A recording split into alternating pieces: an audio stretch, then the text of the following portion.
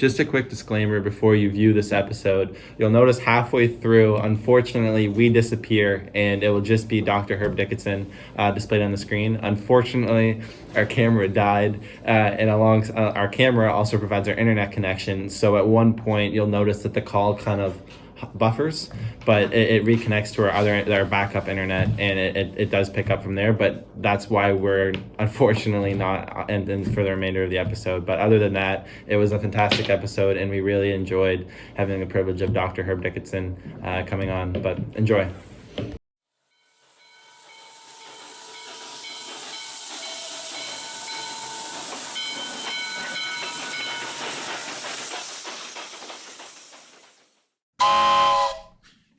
Welcome to the train station.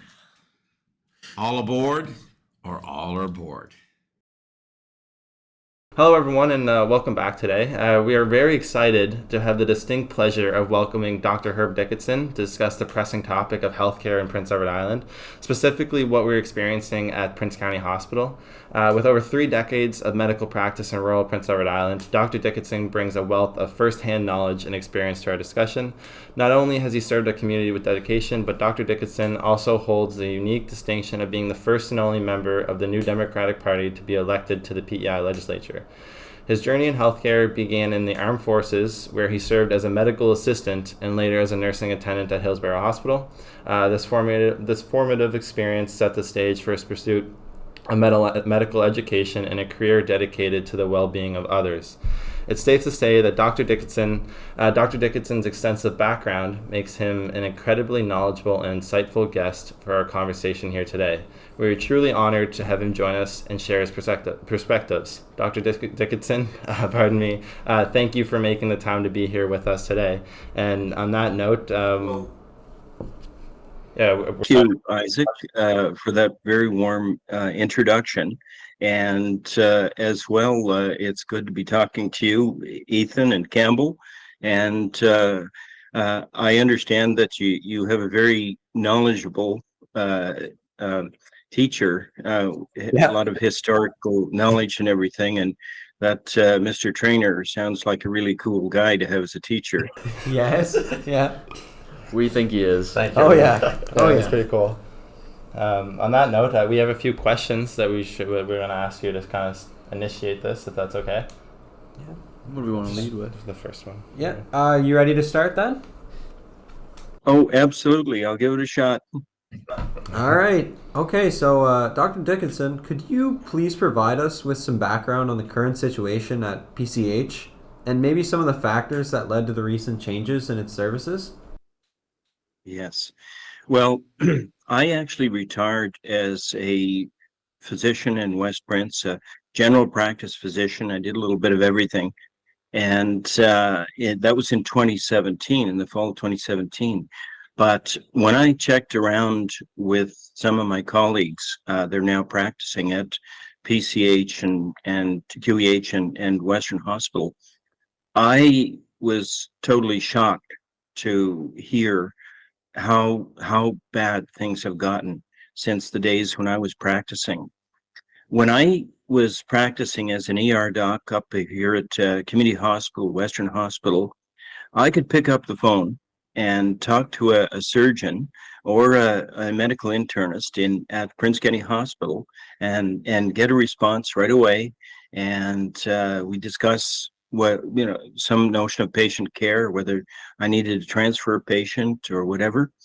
And we were assured that we had an intensive care unit at Prince County Hospital that we could, if we needed to transfer any patient, they were readily accepting. But to find out the other day when I did a bit of research on this, now the ERs, the intensive care unit has been shut down in Prince County Hospital. There is a progressive care unit, and I understand that some of them are fairly sick patients that they have, but when they get to a very high level of care, requiring intubation and oxygen, through tubes and things get really serious, then they're obliged to transfer the patient down to the QEH, which, as great strain to their already compromised situation. It's a very difficult thing. And so, as far as I can tell, the whole reason for this is because of what's happened in the lack of staff that we have to carry out. And it's not just physicians, but we nursing staff and RTs and other staff as well. And this has been a problem that has been developing over the years, but was really spelled out in a study that came out from the Med Society in 2019, showing that 56% of our doctors were either going to leave the province, reduce their practice, or retire within 5 years. So that's why I began the process of trying to address the recruitment issue on PEI. Dr. Herb, like you mentioned that you kind of left practice in 2017. Like when did you really start noticing the turning point? When was the turning point in terms of healthcare on the island? It's been a struggle through a lot of the practice in that, first of all, you may recall back in the 90s. Well, no, probably you wouldn't recall. You're too young, Mr. I do. But in the mid 90s, they began closing rural hospitals, and they attempted to shut down our hospital in community hospital in O'Leary, which was a brand new hospital. They were going to shut it down back in 1995, which is one of the reasons I got elected to the legislature, because I was speaking on that issue, and the folks around here sent me down to Charlottetown to see if we could shake things up a bit. And so we did manage. I got elected, and we kept our hospital open for another 12 years.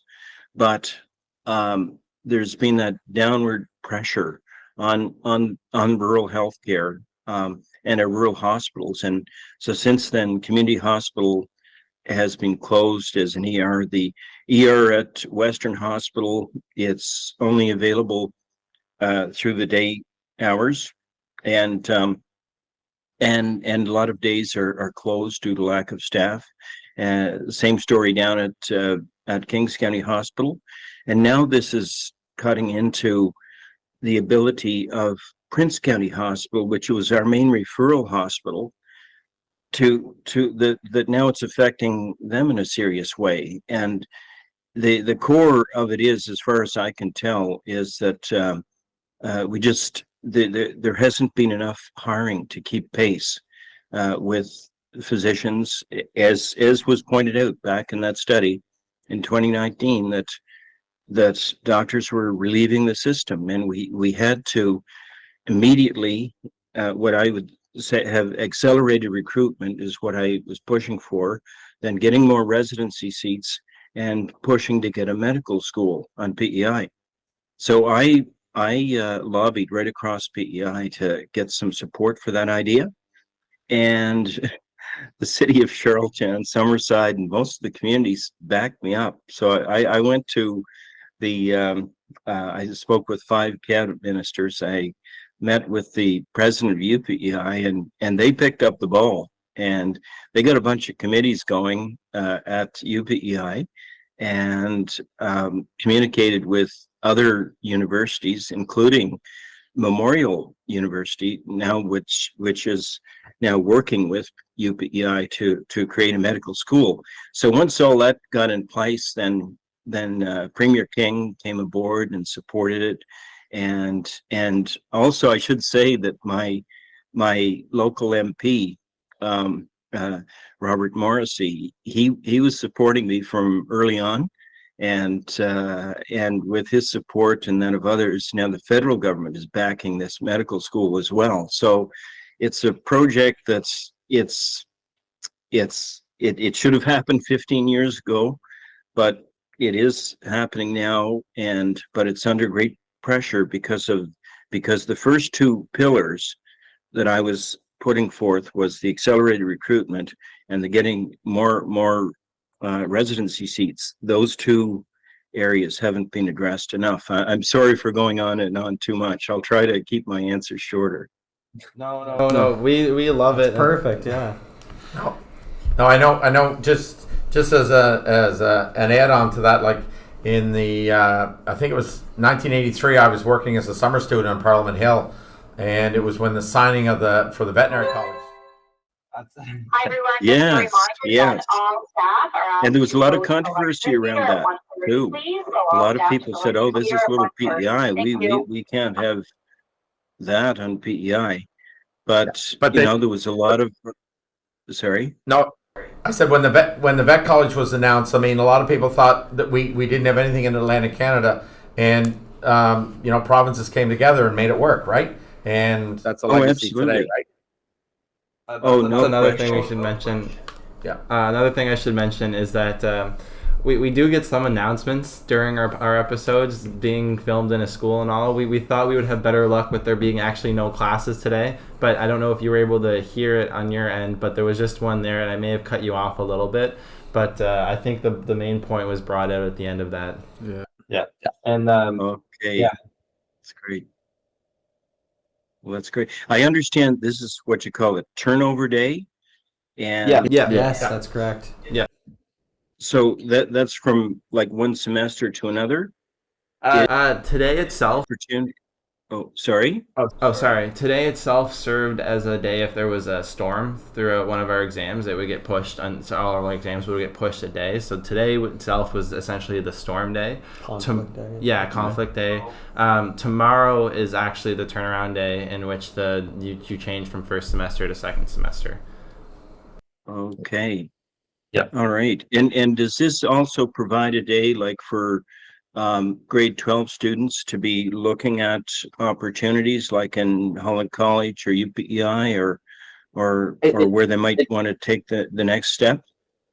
It does actually, and that's interesting because in our last episode, we actually had a sponsorship from Holland College, in which they're doing Become a Student for a Day on February 1st, so tomorrow. You're able to go and attend classes. You can register online for classes that particularly interest you, and you're actually able to go attend those classes and see what post-secondary actually may be like, and if it's something that interests you. So yeah, that is something that is going on, and it's really interesting because we actually had a giveaway with Holland College if you were signed up through our link, or you mentioned us in the registration link. Yep. But other than that, some wonderful things. Yeah, They that's have sure. wonderful And, programs at Holland College and great career opportunities for people looking at their portfolio, the things that they have to offer. It's quite amazing. Yeah, it very is much. for sure. Yeah. To kind of get ourselves back on track, apart from that announcement, one thing that I found, again, particularly interesting that you mentioned, was that how it took a little bit of time to get, to get people in the province on board with the idea of a medical school.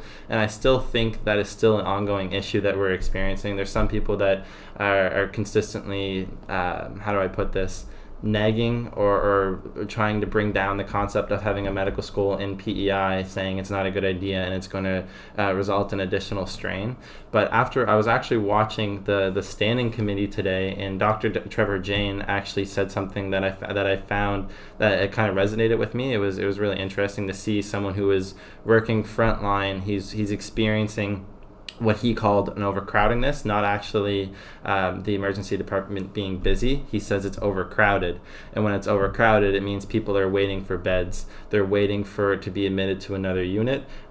He said they can handle busy, they're used to it. But then he also mentioned that he thinks the medical school is a fantastic idea, and that there's no government in any of the jurisdictions in which medical schools are in Canada that are unable to provide the funding to the medical school anymore, saying, hey, let's just tear it down. It's not doing good for our healthcare system. They've all been successful, to my knowledge. And that kind of brings me to my next question, saying, like, how is this institution shaping, like, the future of our healthcare services? Well, a lot of people, or some people, get the notion that we're not going to see any benefit from this until that first medical student graduates, and that's not actually the case.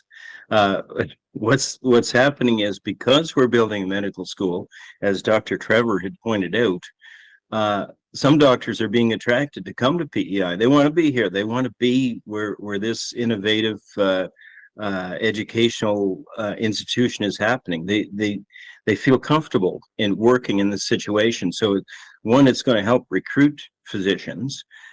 Number two is that the medical school itself is going to be associated with a clinic that will serve 10,000 islanders. So that's because they're part of the process of student activity and learning, and so that's going to happen as well. We're getting that benefit right away. And another one is this. Dr. Trevor Jane, he's an ER doc, and I, as a general practitioner up this way, I did ER work as well, and we were required to have extensive training and retraining, a CME they call it, continuing medical education, in emergency care. So this medical school is going to have a simulation center, which is where you set up a place where people can learn how to deal with emergencies. And last time when I was studying and getting my CME, I had to go to Montreal to get a really good simulation center to pick up that part of my training.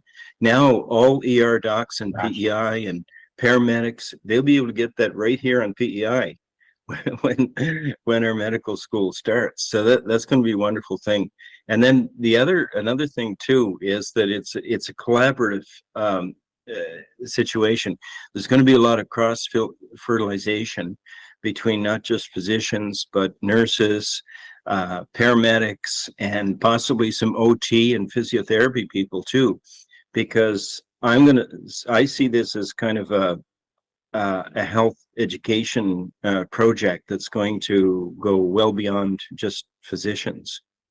So I'm seeing a lot of benefits beyond the notion of waiting a bunch of years before that first graduate gets out. One thing I should say as well, when I went to medical school at Dalhousie University, most of my professors, they had patients as well. So they were a doctor and they come in teaching us, and then they go back to their practice for the rest of the day. And so a lot of times doctors who are going to be attracted to come to PEI to teach, they'll also pick up some practice as well and see more patients. That's really interesting. I didn't know that physicians that are also teaching are also involved in practicing as well outside of school. I didn't know that. Yeah, well, occasionally you'll have someone who is just he does anatomy, just the study of the body and nothing else, and he's not a doctor, but he's studied in that area, and he'll be an instructor as well.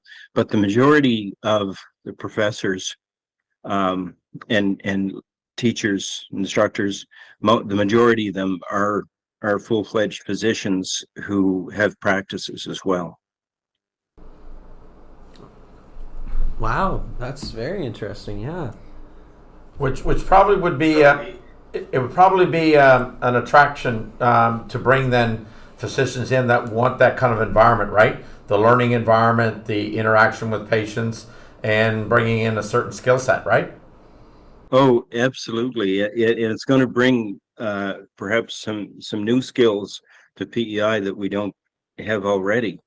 There's one other aspect, and this applies more to Isaac and Ethan and Campbell than it would to you, Mr. Trainer. but there's a real opportunity for smart folks like these three guys to perhaps apply to medical school right here at PEI and not have to go elsewhere for their education.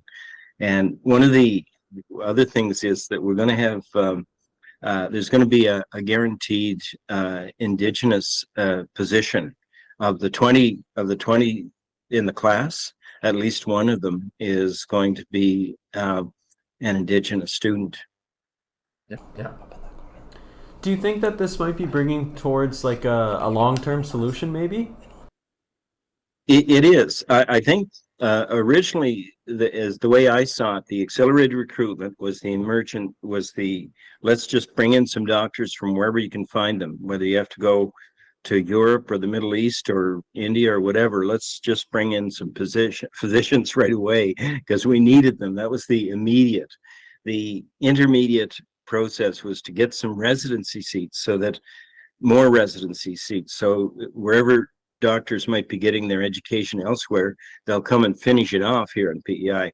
That was an intermediate sort of step. And the long term was the medical school, so that we're actually producing our own. But as it turns out, the medical school is more than just a long-term solution.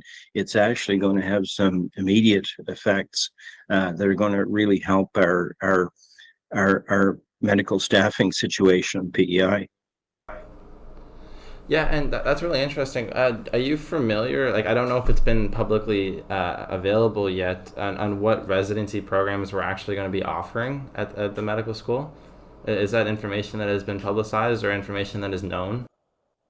Well, that's a good point, and let me define that properly, because when I talk about a residency seat, as it is now, when I was educated back a while ago, Oh yeah. we had what they called an internship. There was either a rotating internship, which I took, which went and worked in different hospitals, including QEH, or there was another one, was a residency program that lasted 2 years. Now that residency program to become a family physician has been extended to 2 years.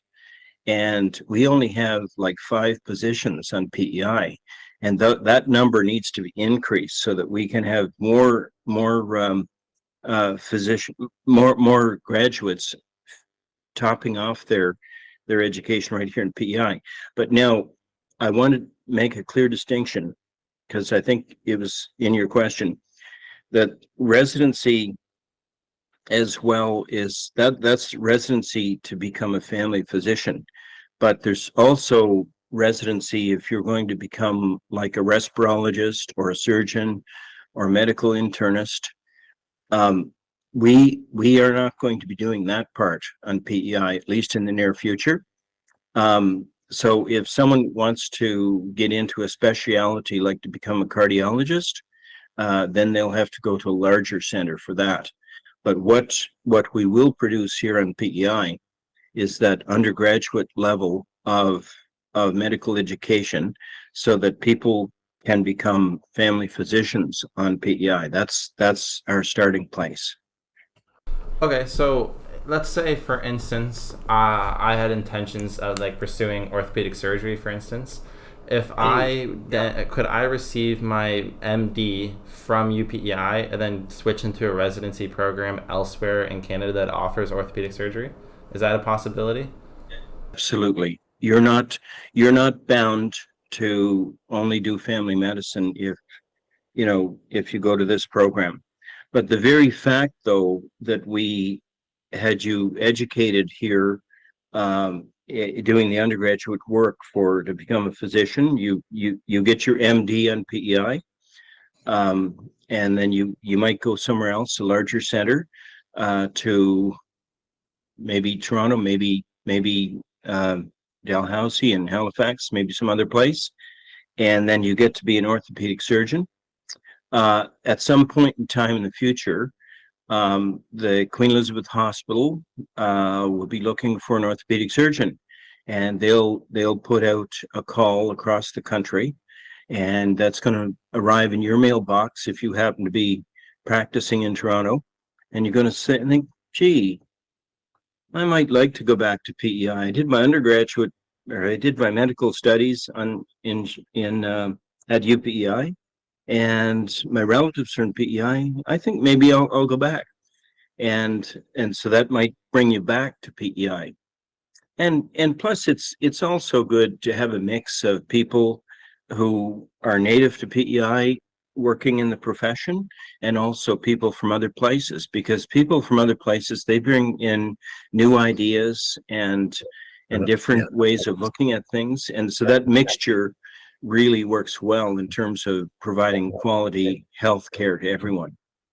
Yeah, that's good. That's a great point, and I mean, like, I feel like that probably answers a lot of people's questions because there's a lot of confusion that revolves around medical education and like residency programs, and I don't think that's been particularly clear to everybody. So I that cleared it up for me personally, because if I've in the past had intentions of becoming an orthopedic surgeon, so to be able to receive my MD from the province that I reside in and where my family is and where I don't have to necessarily pay for living expenses or anything like that because I can live with my family is great. Like, it's a great opportunity, and I mean, especially with it dealing with all the numbers of people we have on the patient registry, it seems like it's going to be a really effective approach to dealing with that. But I think, yeah, of course. Sorry, I didn't mean to cut you off there. Oh, no, I don't, sorry. I was just gonna, or maybe you guys are leading the questions, but I was thinking to getting back to how a physician operates when you're you don't have all the resources that you need. One one thing that's part of our creed, working as a physician and nurses as well, is that we try to make the best, make the most out of the situation that we're in.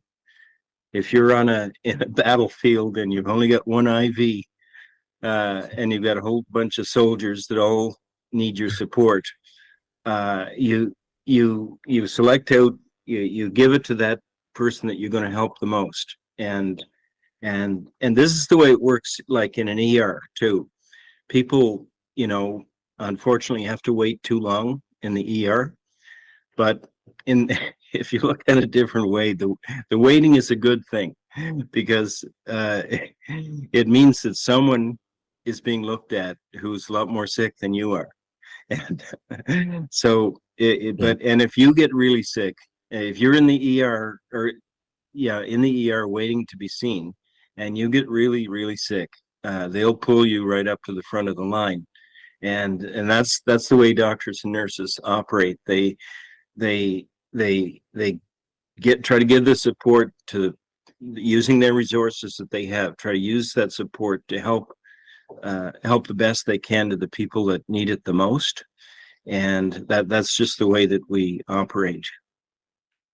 I feel like that kind of relates to what's going on at PCH at the same time, because not having an ICU and then also having the number of progressive care beds being cut from 8 to 4, that has a substantial toll on the patient as well. Like, it's not just it's straining on the staff, especially those at QEH that have to deal with the influx of patients coming into the ICU that normally would be going to the PCH, but also the patient itself, like I mentioned, because I mean, correct me if I'm wrong, because you're the one that has the medical knowledge, but if a patient is in intensive care, does transporting them from one hospital to another, does that pose an increased risk to the patient itself as well?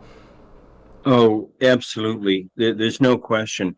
And this is a real issue, because if you like we used to be able to give the full service to patients, even like in West Prince. I've given patients, with heart attacks, life-saving support, and given them what they called Activase. It was a blood clot loosener that you give through an IV, and we give that right here in the West End. So, but now that can only happen like during the daytime. So now if that happens, then they'll have to go to Summerside. And if they're really sick and they kind of stabilize them, then at Prince Getty Hospital, it would be nice if they could then shift them up to the upper floor and in the ICU, where they could recover from that catastrophic thing that has happened to them. But or in some circumstances, they would actually fly them out to St. John, New Brunswick, if they needed what they call a catheter to check out the vessels in their heart. But to have that access to an ICU in Summerside was really important, because then they could be treated for the emergency down at the ER, and then moved up to the up to the ICU. But now they'd be stabilized and they might stay at progressive care. But if they get a whole lot more sick, then they'd have to be transferred to QEH because of the lack of an ICU at Prince George Hospital. So that's that's a real setback, not just for the people of Summerside, but all points west and even as far east as Crapo and Stanley Bridge, where people had been relying on that service. So it's really it's a real setback, and I'm hoping that someday that service will be returned. Yeah, of course. I mean, that kind of makes me draw one question though. Like, do you think, that being true, do you think we're also going to see a number of negative patient outcomes associated with this ICU closure that could have been avoided having an ICU in Summerside? Like, do you understand what I mean by that? And one hates to make dire predictions like that, but if you don't have the service, or you don't have that service provided quickly enough, then the outcomes are worse. And so it's a real tragedy, and it's something that I believe, to really address this situation, we need more staff, whether it be physicians that have that special training, or nurses as well that are special, ER type nurses that know all that's involved here. So we need more of those folks, and that's why, I I'm still pushing for accelerated recruitment, as well as getting more residency seats, but we are going to get our medical school too. Those things are the things that we have to get in place so that we can really have the staff that we need. And maybe one of you three guys will be one of the ER docs someday, getting your education right here at U. Oh yeah. Yeah. So, based on that information, what do you think the most critical or crucial step to take right now to help the situation at the PCH? And I would like to add to that as well, to the piggyback off of Ethan's question, especially with the medical school not having intentions of opening till the September 2025. Right? Like, what needs to be taken right now to avoid those negative patient outcomes? Because again, nobody wants to see those what you mentioned as being dark or gruesome effects happen in the province, right? And almost to like jump onto that is do you think that this could lead into that permanent solution with the school, or should it be like a temporary solution that we're using? That was a real train of questions there. Well, both. The answer is both. We need that immediate immediate response of accelerated recruitment. And I do believe that there's places in the world that we haven't properly sought after, such is in Europe. Some of the German doctors would love to come to Canada if they were invited. And I don't believe, we have taken doctors from other places, but I think that Europe is a place that we haven't really pushed hard enough to bring physicians over to Canada that would love to be here. And so accelerated recruitment hasn't been enough done in that area. And then we need the residency seats as well. And then eventually we'll get our medical school. But all three pistons have to be firing at once, I would say. What was I going to say? I had another thought. I just lost it and probably come back. Oh, that's okay. Yeah, that's a great point. But that kind of leads me to my next question, though. Accelerated physician recruitment, we get the doctors here, what can we do to keep them here? Because what you mentioned earlier with the Medical Society of PEI conducting the survey that revealed 56% of the current island physicians had planned to reduce or leave their practice over the next following years as of 2019, with 13% moving out of province, 19% retiring, and 24 planning to reduce. I'm sure you're familiar with the statistics, as it is your writing. That's true. But what can we do to keep them here? Like, what kept you here practicing for 30 years as a rural physician in PEI? Okay, well, thank you. First of all, um, you need you need to know why doctors are leaving. Like recruitment or retainment, physician retainment is almost as important as recruitment, because it's if you got a leaky basket, it's not going to hold much water. So we got to find out what's causing that leak, and so I think you need a proper exit interviews. This doctor says, "Look, I'm leaving. I just can't be here anymore." Well, put out a questionnaire. It can be confidential. We don't. He doesn't have to broadcast to the world why he's leaving our area, or she. But if 10 of them are leaving, we need a really detailed questionnaire as to what is it that has caused them to come to that decision. And with that information, then I would hope that this is already being done, but I've seen no indication that it's being done.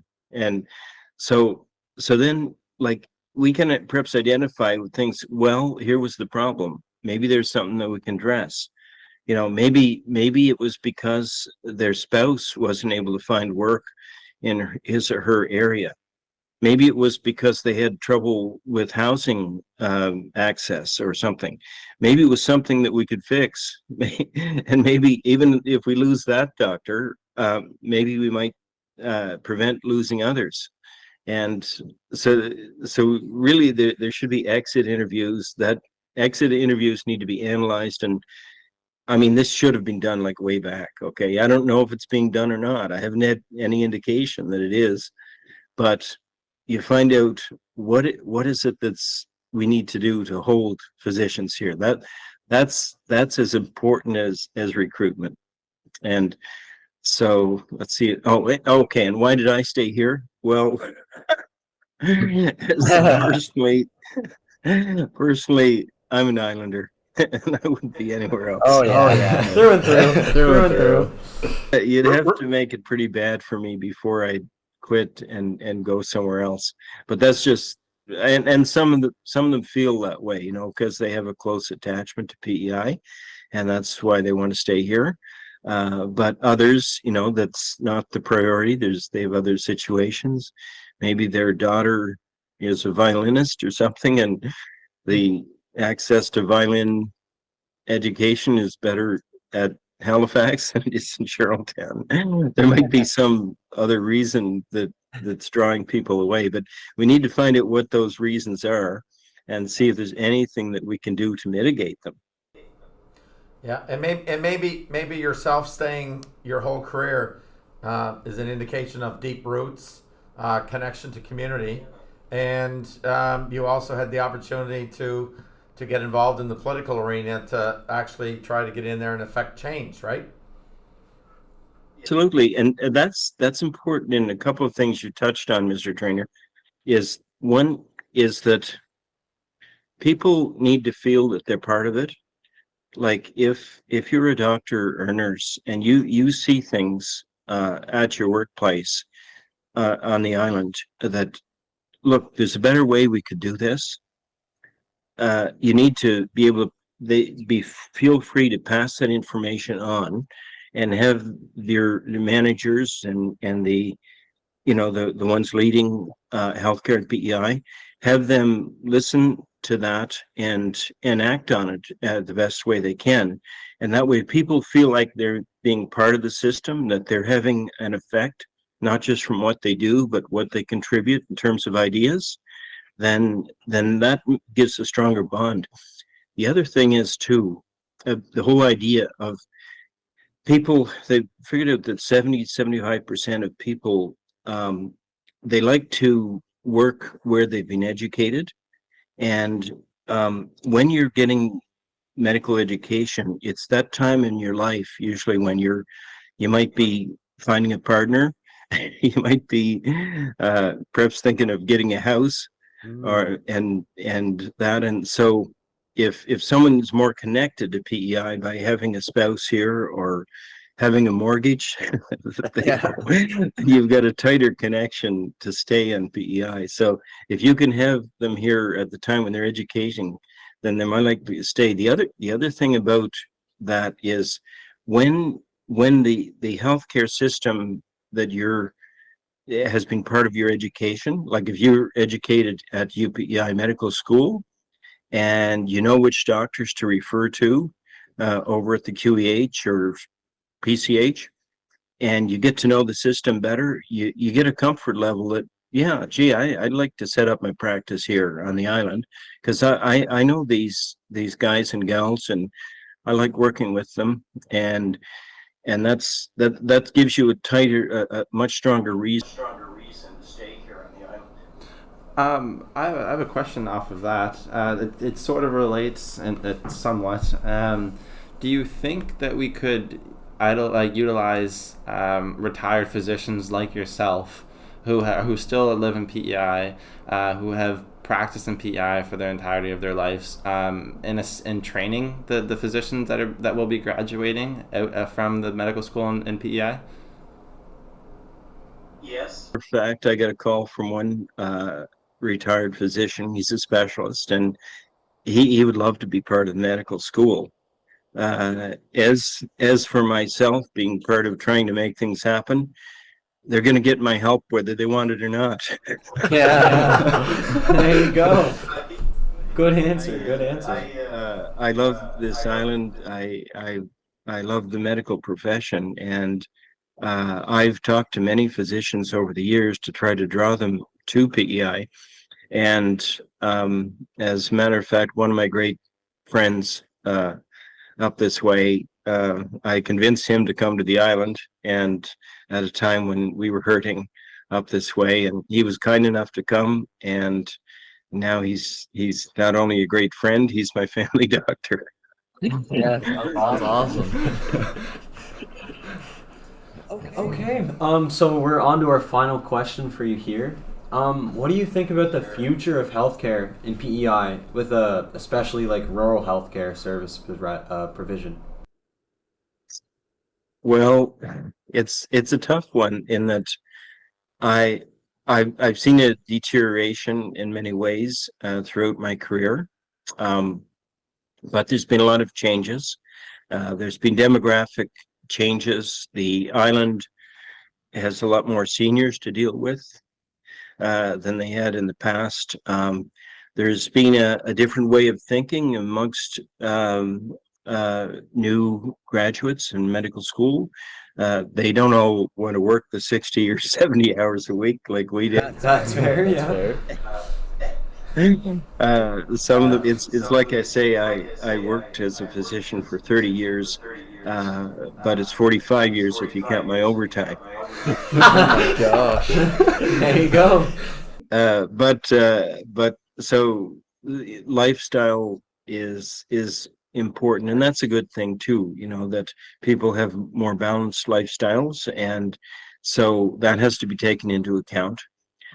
We have other paramedical colleagues that are now contributing to the healthcare system through extension of pharmacy services.